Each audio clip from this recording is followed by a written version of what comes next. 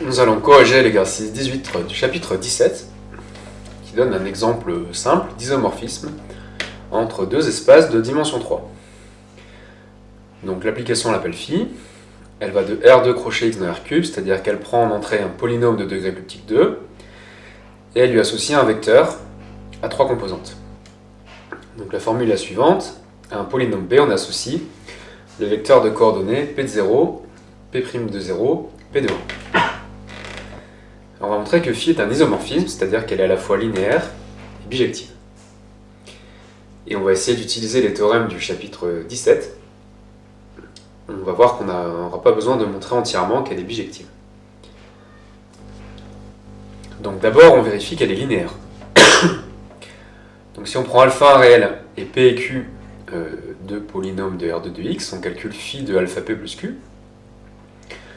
Donc par définition de l'application phi, ça fait un vecteur avec trois composantes. La valeur en 0 de alpha p plus q, c'est alpha p de 0 plus q de 0. La valeur en 0 de sa dérivée, par linéarité de la dérivation, ça fait alpha p' de 0 plus q' de 0. Et la valeur en 1. Ensuite, quand on a mené une somme dans chaque composante, on peut couper en une somme de deux vecteurs, c'est l'addition dans R3. Et dans le vecteur de gauche, on a alpha p de 0, alpha p' de 0, alpha p de 1, on peut mettre alpha en facteur. Donc on reconnaît alpha phi de p plus phi de q. Donc on a bien montré qu'elle était linéaire. Maintenant on va essayer de montrer qu'elle est injective déjà. Donc pour ça on étudie le noyau. Donc on se donne un polynôme dans le noyau de phi. Et comme phi elle est définie sur R2 de x, ce polynôme il s'écrit ax carré plus bx plus c, où abc sont trois réels. Alors dire qu'il est dans le noyau, c'est que phi de p, ça fait le vecteur nul de R3.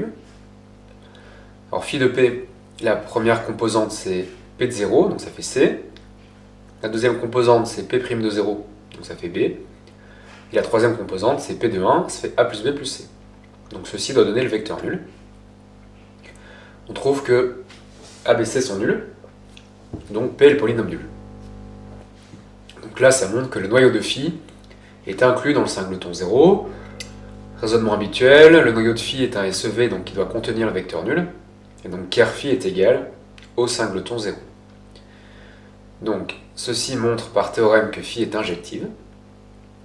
Et ensuite on n'a pas besoin de montrer qu'elle est surjective, grâce à un argument de dimension. La dimension de l'espace de départ, c'est 3, qui est aussi la dimension de l'espace d'arrivée. Donc comme ils sont de même dimension et que cette dimension est finie, par théorème, si elle est injective, alors elle est bijective. Et donc on a bien un isomorphisme de R2 de x vers R3.